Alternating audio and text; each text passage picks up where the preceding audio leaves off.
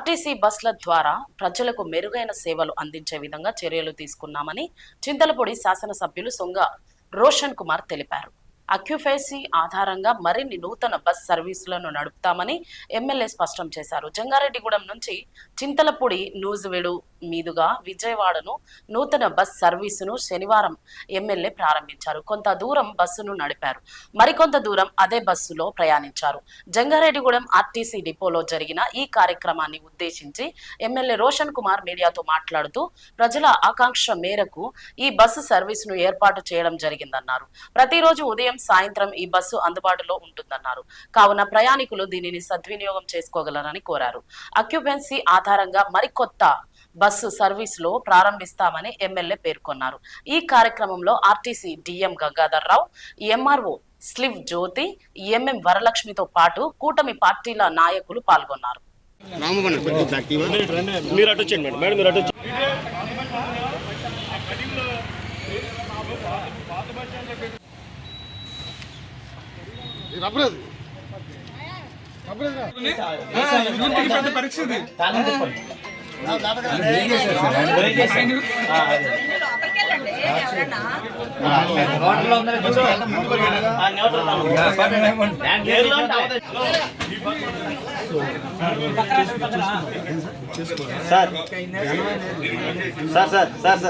పట్టుకున్న పైకి చూడండి సార్.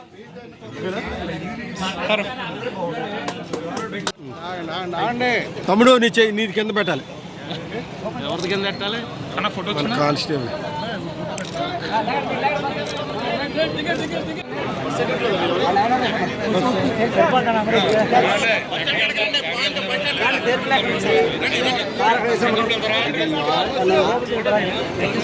అందరికీ నమస్కారం.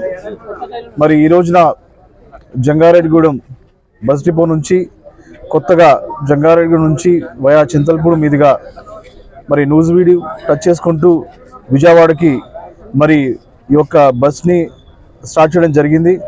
మరి ప్రజల కోరిక మేరకు ఈరోజు మరి ఇక్కడ లోకల్గా ఉన్న ఆర్టీసీ లీడర్స్ కానివ్వండి, స్టాఫ్ కానివ్వండి, అలాగే మన మినిస్టర్ కానివ్వండి, అందరి చొరవతోటి, అలాగే ఎంపీ గారి చొరవతోటి మరి ఈ రోజున మరి ప్రజలు ఎప్పటి నుంచో కోరుకుంటున్న జంగారెడ్డిగూడెం వయా చింతలపూడి టు విజయవాడ బస్ని ఈరోజు ఓపెన్ చేయడం జరిగింది.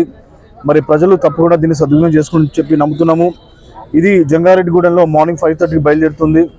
అలాగే మరి విజయవాడ నుంచి మళ్ళీ సాయంత్రం 5 గంటలకు 5 PM మళ్ళీ బ్యాక్ టు జంగారెడ్డిగూడెం అక్కడ స్టార్ట్ అవుతుంది. సో ఐ థింక్ ఇది ఒక మంచి బస్ రూట్ అవ్వబోతూ ఉంది. సో ప్రజలు దీన్ని అందరూ కూడా సద్వినియోగం చేసుకోండి.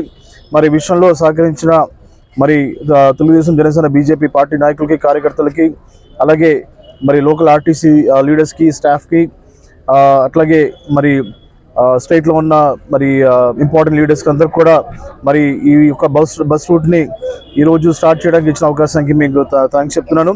అలాగే మరి ఆక్యుపెన్సీని బట్టి మరి బస్ ఫ్రీక్వెన్సీ కానివ్వండి, లేకపోతే ఇంకా ట్రిప్స్ కానీ పెంచడం జరుగుతుంది.